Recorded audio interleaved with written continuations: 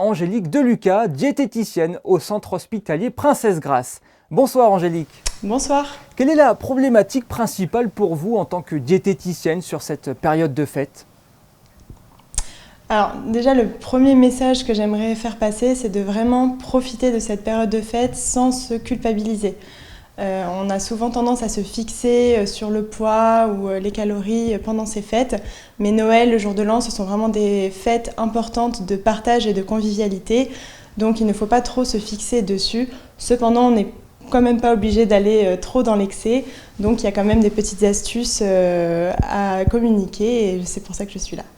Et alors justement, parlons de ces petites astuces, comment bien gérer cette période d'un repas de Noël et puis d'un repas du Nouvel An ? Bien, mon premier conseil déjà, ce serait vraiment de ne pas sauter de repas avant justement les repas de fête, que ce soit Noël ou jour de l'an, pour éviter tout simplement de se jeter sur les apéritifs qui sont souvent les plus caloriques.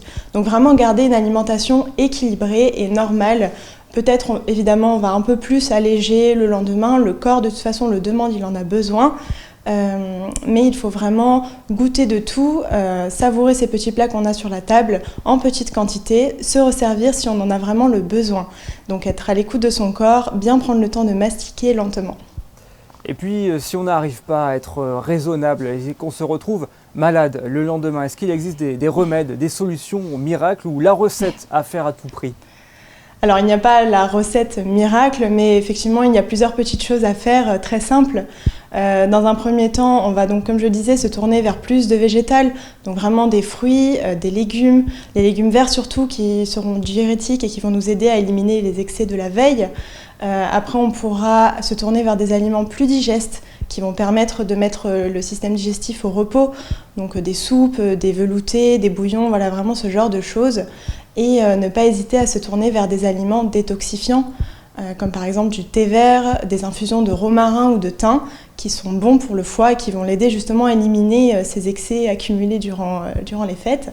On peut aussi se tourner vers du curcuma ou encore les célèbres compléments d'artichaut, de radis noir pour le foie. Mais là, j'invite ceux qui nous regardent à se diriger vers la pharmacienne pour les conseils. Alors ça, ce sont pour les ingrédients, mais est-ce qu'on peut aussi conseiller de sortir, de faire une petite marche ? Est-ce que ça peut nous aider pour la digestion ? Alors, l'alimentation va vraiment de pair avec l'activité physique. Cela dit, vraiment, la clé est la régularité. C'est pas parce qu'on va faire une séance intense le lendemain qu'on va éliminer vraiment tous les excès accumulés. Donc, pour les sportifs avérés ou qui ont l'habitude, ils peuvent continuer leur programme normalement.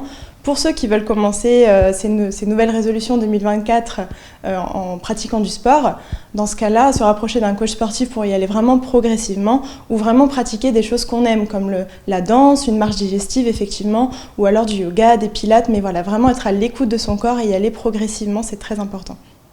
Pendant les repas, est-ce qu'il existe quelque chose, une astuce pour éviter d'avoir le ventre lourd à la fin du repas ? Et puis, globalement, est-ce que le trou normand fonctionne ? Non, c'est pas. Encore une fois, il n'y a pas de choses miracles. Il faut vraiment prendre de tout en petite quantité, se servir peut-être par exemple en entrée de verrine de crudité ou les toasts de saumon fumé. Par contre, si on décide de prendre des hors-d'œuvre un peu plus riches, il faudra alléger un peu plus le plat. Il faut vraiment trouver cet équilibre. Après, il ne faut pas oublier que l'équilibre alimentaire se fait sur une semaine et non sur un repas.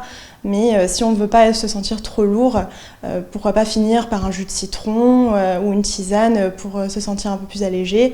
Et encore une fois, se servir des petites portions et se resservir seulement si on a vraiment faim. On entend souvent dire « Oh là là, j'ai pris 2-3 kilos sur les fêtes de Noël et du Nouvel An », mais lorsque l'on prend du poids assez rapidement sur une courte période comme ça, est-ce que ce sont des kilos qui peuvent rester ? Alors, les fluctuations de poids sont normales pour la plupart des personnes. Effectivement, il y en aura. En moyenne, c'est plus 2 kilos pendant les fêtes. Mais avec une alimentation équilibrée, ces kilos pourront être rapidement perdus et avec aussi la pratique d'une activité physique régulière, comme je l'ai cité précédemment. Mais évidemment, ces kilos pourront être rapidement perdus et encore une fois, ils sont normaux. Il ne faut pas trop se fixer dessus pendant les fêtes. Merci beaucoup pour vos éclairages. Merci à vous et je souhaite de bonnes fêtes à tous ceux qui nous regardent et à l'équipe. Merci, bonne fête à vous. Merci.